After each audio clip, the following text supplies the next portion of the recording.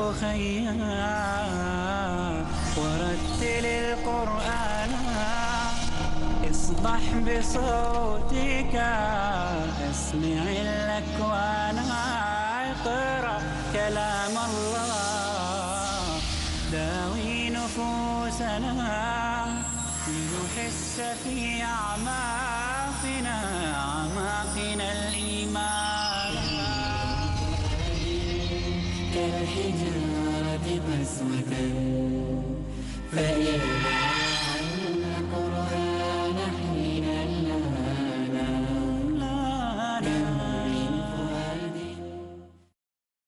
بسم الله الرحمن الرحيم. الحمد لله رب العالمين، والصلاة والسلام على أشرف الأنبياء والمرسلين، على نبينا محمد وعلى آله وصحبه أجمعين.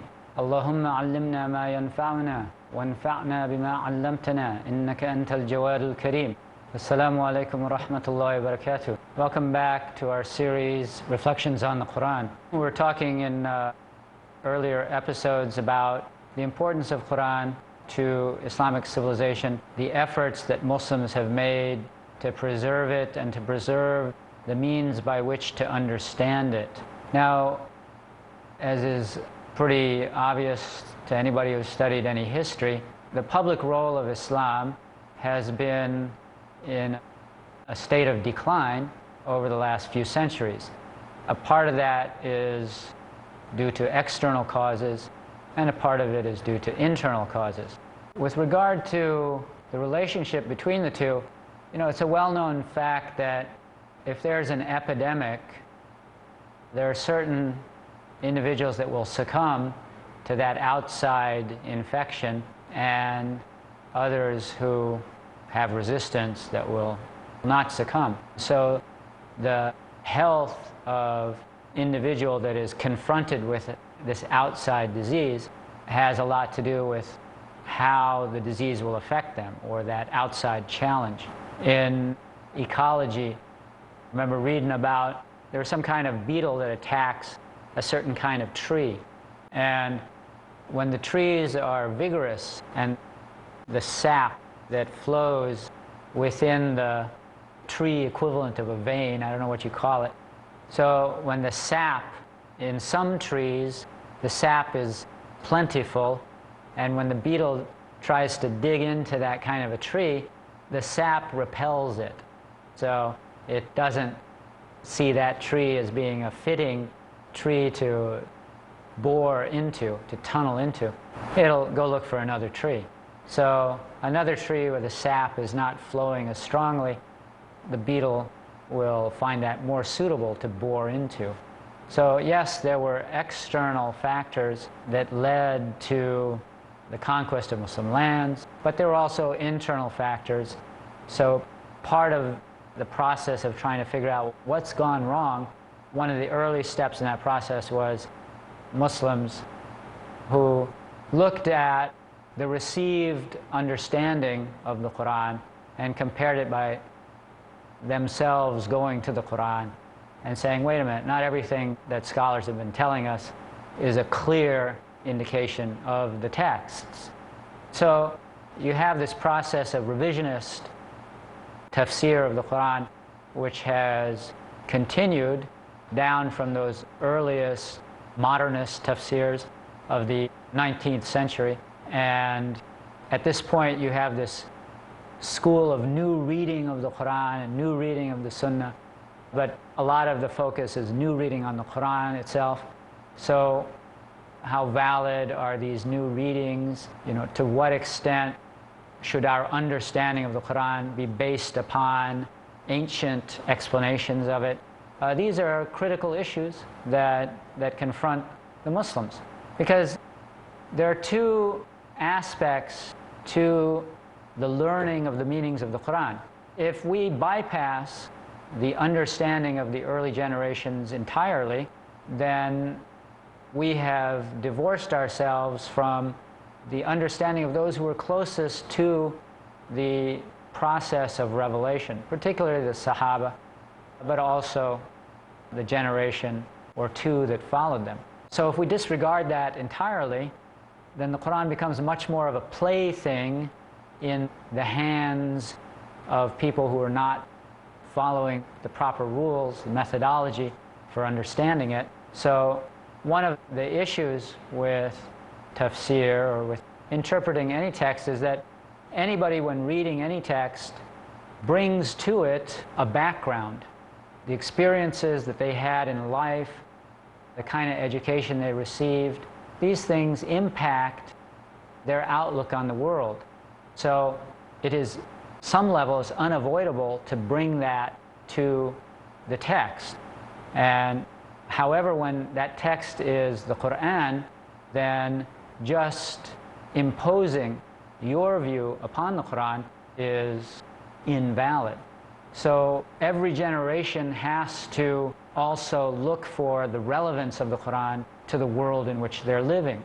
A person who was living in Istanbul at the height of the Ottoman Empire, their understanding of the world would be very different from a Muslim who is born in Myanmar in the 21st century and living as an oppressed minority in a land that is hostile to the Muslims.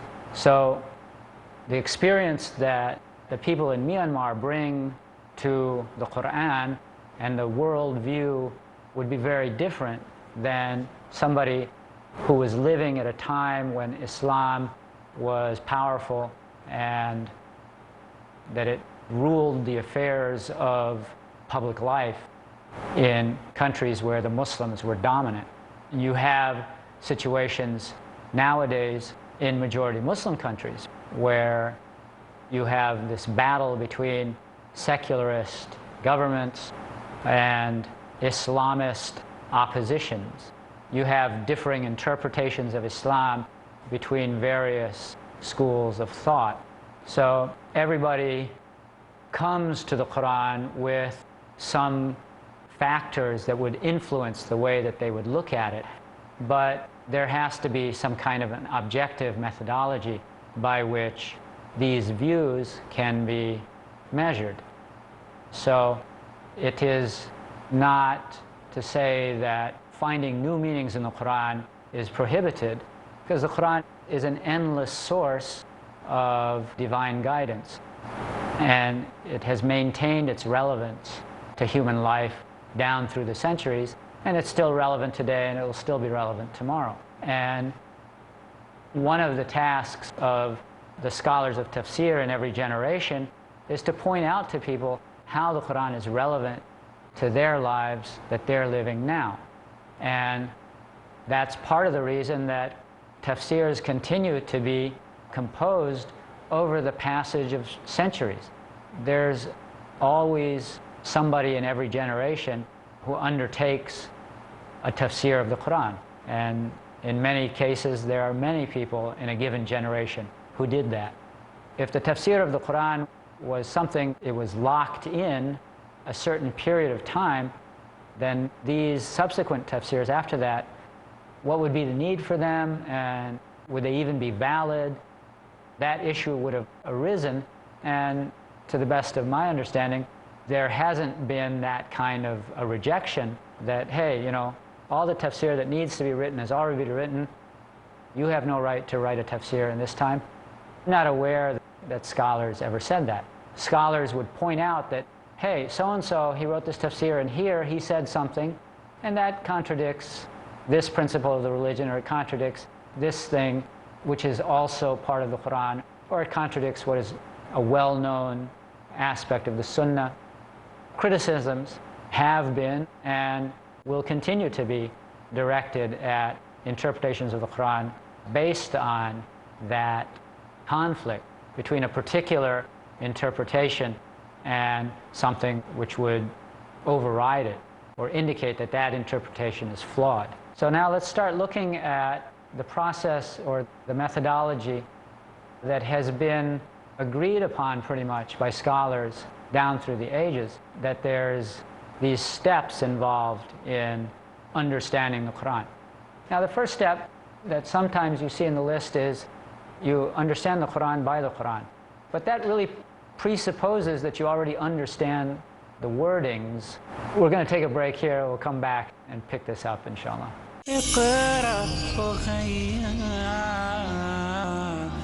Assalamu alaikum wa rahmatullahi wa barakatuh. Welcome back. We're talking about the importance of the Qur'an and the importance of understanding it and the importance of a proper methodology for interpreting its meanings. Let me step back a minute. I was planning to and then forgot to talk about this analogy.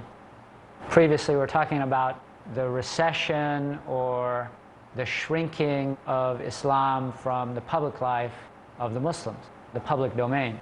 And there's a piece of writing that it really impressed me by the German-born economist E.F. Shoemaker.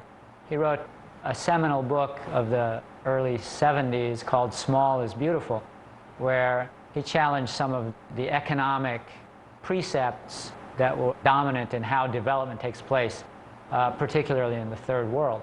And he was comparing the contrast between Germany after World War II and how quickly it was rebuilt, as opposed to trying to bring a country like Zambia or whatever, third world country, trying to bring it up to a level of development.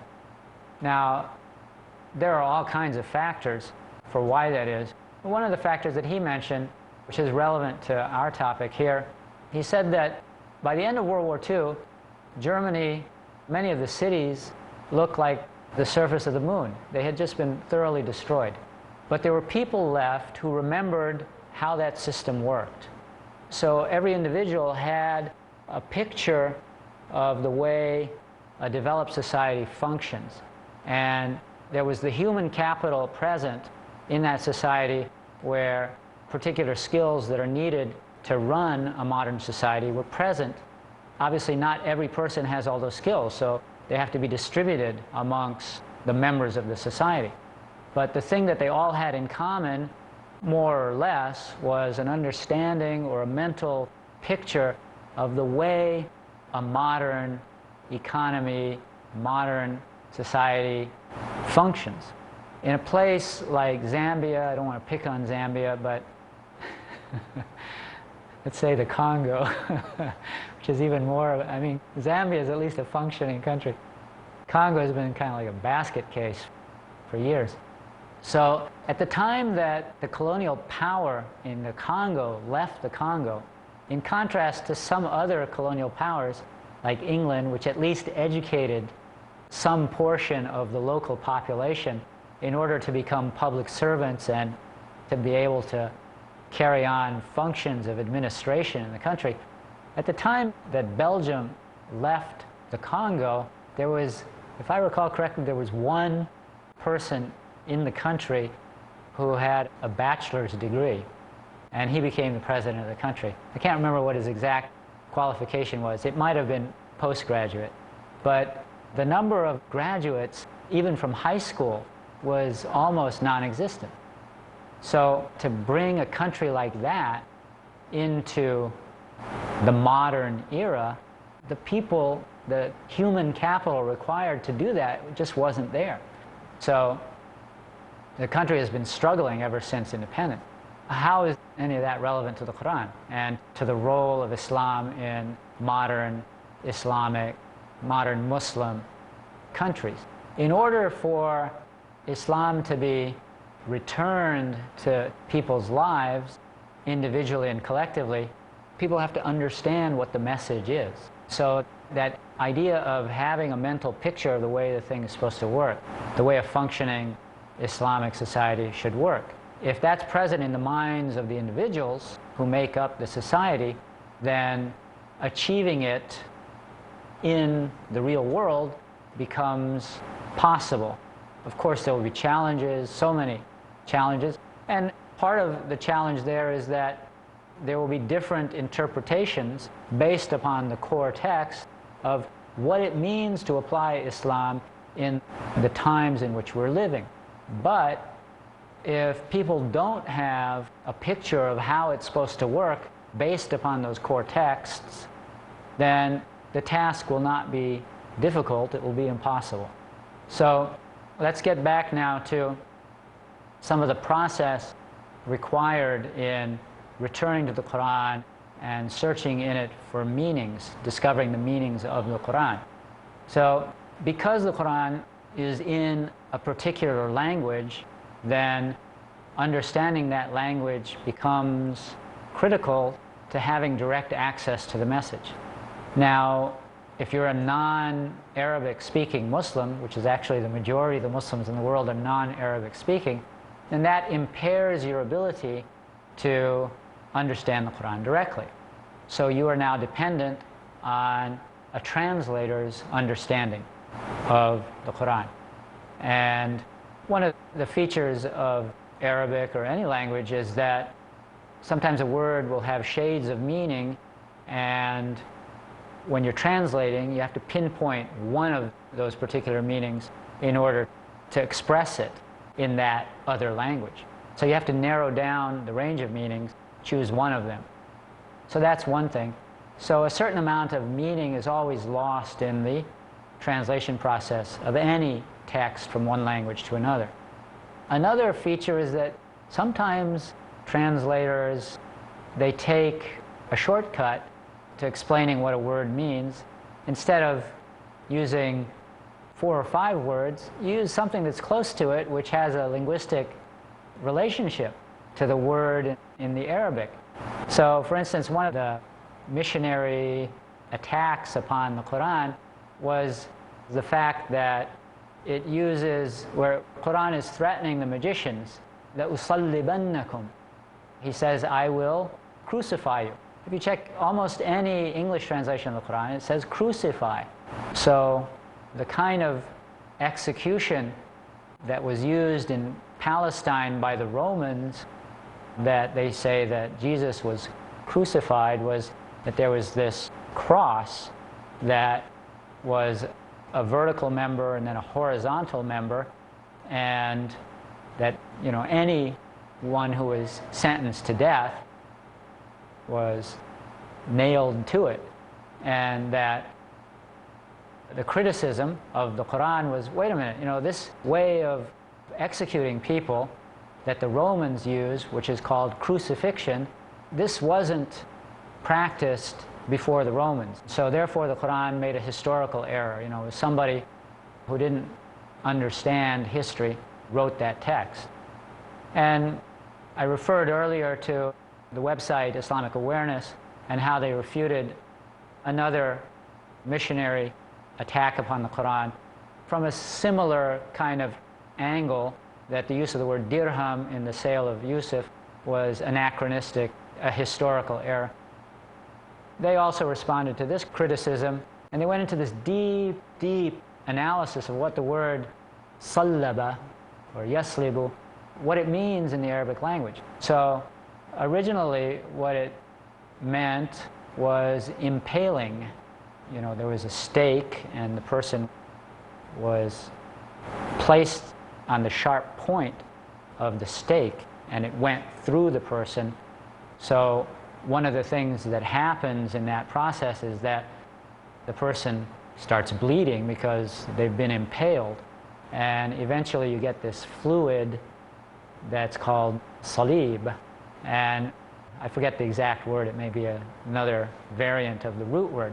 Eventually that clear fluid has that same word, comes from the same root, and so people who were subjected to that form of torture, that was a characteristic. And so the verb does not necessarily mean being put up on that thing that the Romans used. Human impalement was used long, long before the Romans.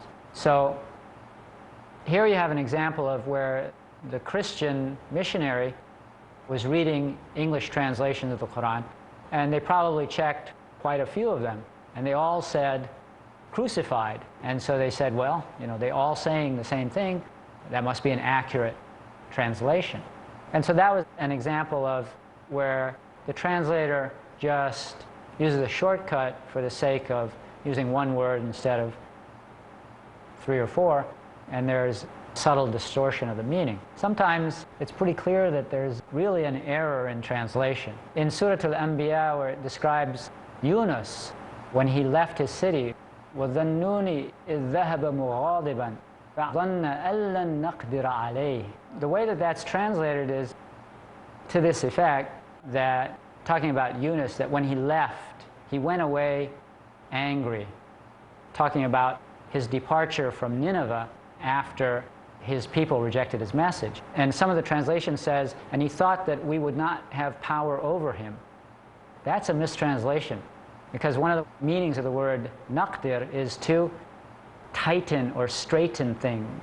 So he thought that he wasn't going to suffer negative consequences from leaving the city. Not that he didn't think Allah had power over him. How could a prophet think that? So this is an example of a mistranslation. We've run out of time for this episode. Assalamu alaikum wa rahmatullahi wa barakatuh. اقرأ أخيا ورتل القرآن اصبح بصوتك اسمع الأكوان اقرأ كلام الله داوي نفوسنا لنحس في أعمالنا